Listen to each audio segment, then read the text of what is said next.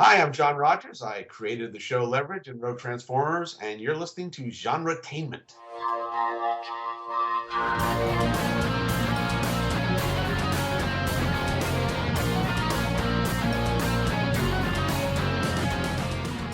Hello, everyone. Welcome to our very first episode of GenreTainment in 2018. Woohoo! If you're new to the show, GenreTainment is part of the sci-fi pulse radio.com network, and we're your hosts, Marks And Julie. Now, GenreTainment is where we talk about what's happening in the world of film, TV, books, and web series. We give you interviews with writers, directors, producers, and actors in both independent and not-so-independent creations. This is episode 122, and the interview this time is with director Mercedes Bryce Morgan, who is directing a new series in one of our favorite franchises. Yes, I'm talking about Stargate. Stargate's Yay! back. A new series called Stargate Origins premiered today on the digital platform Stargate Command. Now, not only is Stargate Command the perfect hub for fans to celebrate and interact with Stargate franchise, the platform also has the library to the largest collection of Stargate content ever to be released in one place. Everything's there, plus their exclusive new series. Mm-hmm. And what is that series about, Julie? Well, here is the official description. In 1939, Professor Paul Langford and his daughter Catherine are still grappling with the mysteries of the ancient relic they discovered in the Egyptian desert more than 10 years ago. With war looming in Europe and funding running out, these brilliant minds are approaching their lowest ebb. Now, little do they know, answers are about to present themselves in a dangerous form when the Nazi occultist Dr. Wilhelm Brücke approaches their facility with a sinister motive. Now, enlisting the help of two young soldiers, Catherine and her new allies embark on an adventure into the unknown to rescue her father and save the Earth from unimaginable darkness. Ooh. Well, we got an early look at the first two episodes of season 1, which will be 10 episodes each, approximately 10 minutes each. Mm-hmm. And we love how true it stays to the tone and the canon of the previous shows. Now, we are excited to get a chance to learn more about the series and chat with Mercedes Bryce Morgan, who directed the series. So let's start that Stargate dialing sequence and begin the interview. What is it, Kat? Still don't know. 10 years of research and you're still not sure? Most archaeological finds from this period are stone, but not this one. You ever seen this before? There are glyphs in here that I've never seen before, which, believe me, is rare. It is time to show you what I have come all this way to do. Father! We need to stop Brücke. Go on. Wait!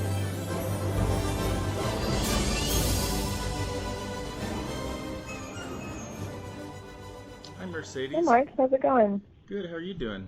I'm doing pretty good. It's a good Monday.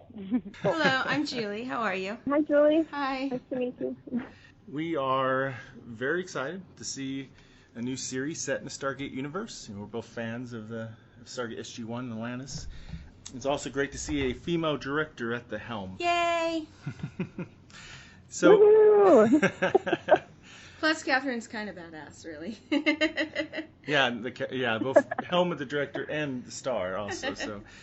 So how familiar were you with Stargate before this project, and how did you end up joining this project? Yeah. So I had watched the show and the movie beforehand, and what I really loved about it, what really stands out to me about Stargate versus other sci-fi franchises is that it's a mix between mythology and sci-fi. And so it takes two things that people really love and mashes them together in this really interesting way. And the way that I got involved is I was told about the project, and I was told, okay, you have to come in and make a pitch right away. So I pulled an all-nighter, and they liked it, and so they brought me into MGM, and I pitched it to them. And something I was told that they really liked about my pitch versus the other pitches they got is a lot of the other pitches, people tried to sell it as like, why couldn't it be more like Star Wars in this way or Star Trek in that way? And what I really want to do with it is really take what people already love about Stargate and bring that into Stargate Origins, because this is part of the Stargate franchise. Oh, thank you for that, because I tell you, what I loved so much about Stargate SG-1 was what you mentioned, but also just the spirit of adventure. And I feel like that this this web series really captures that sense of, yay, we're discovering and having an there's adventure, and it just has that feel to it, and it's been missing. Yeah, definitely. I think it's like really important that it's kept very like fun and lighthearted, because if it takes itself too seriously, like it's a really wild premise. And so I think it really needs that. And so, yeah, like they're going into these other places, and we see Catherine, flipping Nazis, and I think that's just like keeping that element to it. It's just like I wanted to keep it funny at times and like keep the playful banter in there too. Yeah. Great. It's talking about that, I thought, well, I don't know how much we can say about these 2 episodes. I don't know what the embargo and stuff is for this. Let's just say that... That makes it difficult, doesn't it? Yeah. Let's just say in episode 2, there's this very serious... I know, now you know my troubles with not talking about the whole thing. Yeah. Okay, your job is to go out and promote it, but don't say much. But say what you need to get people to watch it. Be careful what you say. Like, tell us all about it. But don't tell us all about it. But yeah, sorry, continue. I can neither confirm nor deny if the gate is round.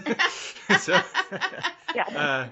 It used to be more of an octagon, but then something happens. Yeah, totally. Well, just when people watch it, I know in episode 2 there's a very serious moment that gets broken up in a very funny moment, and I like that mix of it. So yeah. Did this film in Vancouver like the past shows? It was not. It was filmed in California, and we were all over the place in Southern California. I know, which is really cool. Go Team USA! But yeah, we were on. Yay! I know, keeping stuff here, keeping stuff local. But yeah, we were here a lot. We got to go film it at a volcano for part of it. We got to go film out in the dunes. But yes, we did keep it here. Oh, that actually sounds like an adventure, just filming it. Yes, we had lots of adventures. We encountered snakes, and we encountered heat and sandstorms. So I think the crew pretty much went through as much stuff as our characters do in the series. But no Nazis. No. But, as long as there's no Nazis, I think you're okay. That's good, yeah. Yeah. I think we're okay. It's all speculation, of course. I know that the series is 10 episodes, 10 minutes long. Is this considered a limited series, or is there still an opening chance for future seasons of it? So that's something I can not talk about at this time, unfortunately. Okay, cool. But yeah. I bet it would be okay if I added, everyone should totally watch this and talk about it and get as much buzz about it as possible, because you never know if that might influence it, right? Exactly. Okay. Yeah, exactly. Like, if everyone shows support, like, the whole way that everything works is, like, studios see, like, wow, a lot of people tune into this, they want more content, and then that's how more content's generated. And so, if everyone just really shows support for it, and especially, like, I know a lot of people are like, oh man, like, we really want a continuation of SG1, and this is not that, and people are very sad about that, but, like, this is its new own awesome thing that adds on to the franchise. And so just, like, if someone's a Stargate fan and they support it, then that support will only go farther and farther. As far as, not being a continuation, I mean, as far as I'm concerned, it is very much a continuation of SG1, because it has very much the same spirit as SG1, for one thing. And then it's also also talking about things that were addressed in Stargate SG1 as well. Yeah, and definitely. I mean, like, it keeps within canon, and it does, like, answer things like we get to learn about Catherine's backstory, where she comes from, and we get to learn about the necklace. And so, like, it does keep within canon, and it doesn't break any of that. Yeah. And so even though, it's not, like, a direct continuation, like, yes, it's the same story, and it's adding on to that story. Yeah. And I personally love anything set in the 20s. And, like, the 30s especially are, like, huge for me. So it's just so great. Yeah. That's no, nice. It was really cool because, like, the whole time we have to, it's like not only are we paying attention to make sure we get Stargate canon right, but we have to be historically accurate. Right, yeah. And then we have to make sure that we get all these different languages right. And so it's just, like, us really holding ourselves in high standards and really trying to be true to all of that. Sure. So what was the most challenging or what you could say of it. Most challenging. Yeah, this is challenging. Yeah. In itself. The most challenging Besides this interview. scene element. Sorry. Yes. Apologies. There's a way to answer that without giving away exactly what happens in the scene. Maybe it's an elaborate shot you had to do. What's not the saying, most difficult, challenging scene to something direct, like that. maybe? I don't know. Yeah. Well, something fun that I haven't talked about before, which is just like, I don't know, personally, because I'm a filmmaker, I just love to hear about production challenges, because I'm just like, what did they have to go through? Yeah. So a fun production challenge is when we were shooting on our soundstage, when our art team was up there, we heard this like crack go off that sounds like a gunshot firing. And apparently what happened is like the support beam on our soundstage broke. And so we had, this like huge crew of all these people, and we had to like evacuate our soundstage. Oh my gosh. And so here we are, like sitting with all of our actors, like in their full costumes, like in the parking lot, hoping that like our soundstage doesn't collapse over our heads. And we're like, okay, we have all these people here, and they're getting paid. What do we do? And so like we had to go and like shoot some like inserts creatively in the parking lot, like for a couple hours. And so it's just stuff like that you never expect is going to happen. And because of that, like the whole rest of our shoot ended up being night shoots. Oh my gosh. Because of all of our time set lists. And so we're doing night shoots in the soundstage where we come in at 6 p.m. and we leave at like 8 a.m. And so it was great, but like everyone had to reset their mental clock. And so it's just challenges like that we just had to find other ways to do things and then, reset ourselves. Yeah, I tell you, whatever job or career you go into, it's important, but I think especially if you're dealing with anything in the entertainment world, being able to just like roll with the punches and make adjustments is probably one of the most important things to be able to do. Yeah. Show up prepared, Totally, but be yeah, ready have, to like, just change everything. Yeah. Exactly. So it's like, because we have like, 20 catastrophic things happen a day. After a while, you're just like, yep, that's happened. Like, how are we going to fix it? And you just like, yeah. So gotten good at that now. Good. Can you say how many weeks it was filming?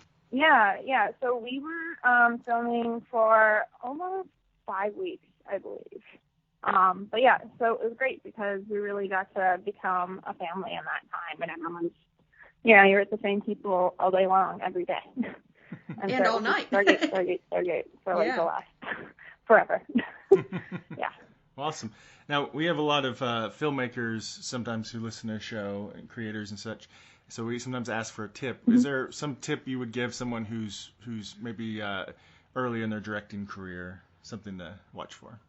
Yeah. Oh, man, I have a lot of tips, but I'd say, like, tip I have that's very film-centric for new directors starting out has to do with blocking just really big action scenes where stuff happens a lot with 10 characters or more, and really just like every single actor is going to have a different question of like, why am I here and why am I doing this?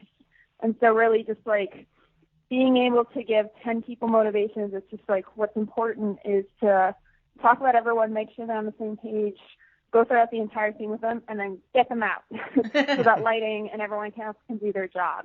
And so it's like, as soon as you can get them off the set, out of blocking rehearsal, back in, then you're going to make your day and not have to cut shots.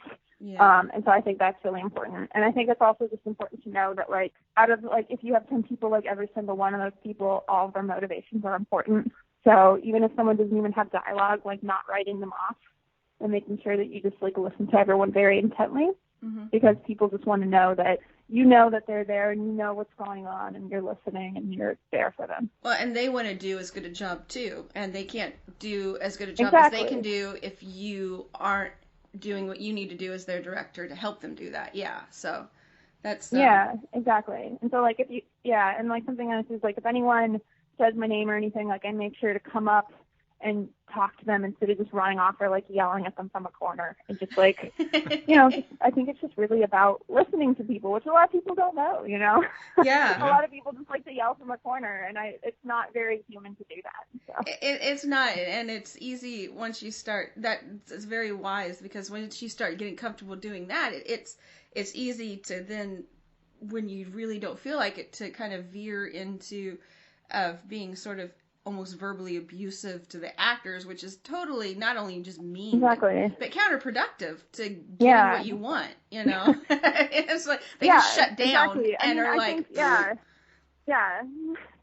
Exactly. It's like we need everyone to be on it to be able to get what we need, and I think like there's like a stereotype of like angry people in the film industry who like to yell a lot, and it's just like really that just like sets you back. Like I think that's like never ever necessary. It's like the no worst way happening. to get what you want from people. Yeah, exactly. It just doesn't make any sense. No. Like I know people yell at me, like all of a sudden I'm like, okay, I really don't want to do this anymore. Yeah. And it has like the opposite effect. Yeah. Is there anything like a funny story from set that you'd like to share? That a funny story from set. Oh, so I guess a funny story has to do with Ellie Gall, who was our lead, who plays Catherine. Where something we tried to do on set is whenever we have gunshots or anything else, we actually use blanks because a lot of times people add them in and post with the effects now, but you don't get the real feeling of the gun, and like it doesn't seem real Exactly. when people use it. And so so we were doing that. It's really fun, but you have to go like pass around like earplugs to 50 people, and you have to like call it out, and it's like very dangerous, and you have to be very safe. And so we rehearse a lot of times. And so with Ellie, like every time we rehearse, we'd have her say bang so that, the person she was shooting could react to that. And so we get everyone ready. We let them know it's dangerous. We're ready to go. And everyone's like sitting on the edge of their seat waiting for this like blank gun to go off. And she actually yells bang in the middle of the take. And it ruins the take. It's muscle memory. Because she's so used to yelling bang during the rehearsals, which is wonderful. And I think you can actually see her saying that during our BTS video. But it was so funny, and like, it's filmed, so we do it again, so it was fine. But it was just all this build-up to Ellie shouting out bang as she fired at her gun. That's pretty funny. That's hilarious. But yeah, there's a big difference because, I mean, we've all seen it whenever it's put in post and they flinch it looks like they're flinching at the wrong time. Well, they flinched fine. Yeah. It just wasn't put in at the right time later for it to really work, And all right. Yeah, exactly, because it sounds like a real gun's going off. Like it's terrifying, and so it just, you can actually terrify people. And it is really loud. Do that, but it works better.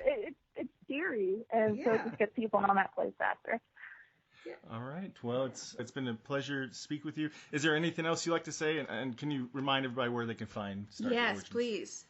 Yes, it is premiering on February 15th on Stargate Command, and so everyone can go and watch it there. And as for fans, just really, like I said before, just like showing support for it, and just having an open mind. Just everyone, please go, because it really is a lot of fun. It really captures the fun and adventure and mythology and science and everything that we loved about Stargate SG-1. It has that spirit to it. It's a really good show. Well, I hope it succeeds so we can get more Stargate. All right. Well, thank you. Thank you very much for chatting with us, and thank you, and good luck. Thank you so much. Cool, thank you. Hi, this is John Badham from Saturday Night Fever and War Games, and you're listening to GenreTainment. A big thanks to Mercedes for taking the time to chat with us about Stargate Origins. Now, she did a great job directing the return of the Stargate universe. If you're a fan of any of the Stargate shows, then you'll probably want to click over to stargatecommand.co and purchase an all-access pass to watch the new show and the entire library of the Stargate universe. We hope this will be just the start, and maybe we will see more seasons of Origins or new shows set in that universe. Right? I feel like Star Trek and Star Wars are like all over the place now with new Yeah. films or TV shows, and I'm just looking around puzzled why we haven't been getting new Stargate. Exactly. Luckily we are now, and hopefully it'll just be the start. So it's time to start wrapping up this episode. Now, before we go, we want to remind you that you can always keep track of us by subscribing to us on iTunes or by following our GenreTainment Facebook page, my Twitter account, which is @MrMarks, our website at GenreTainment.com, or follow all of the shows at SciFiPulseRadio.com. And we'll be back soon with all new guests from our favorite films, TV shows, novels, and web series. GenreTainment is a production of Alien Jungle Bug Productions. Until next time.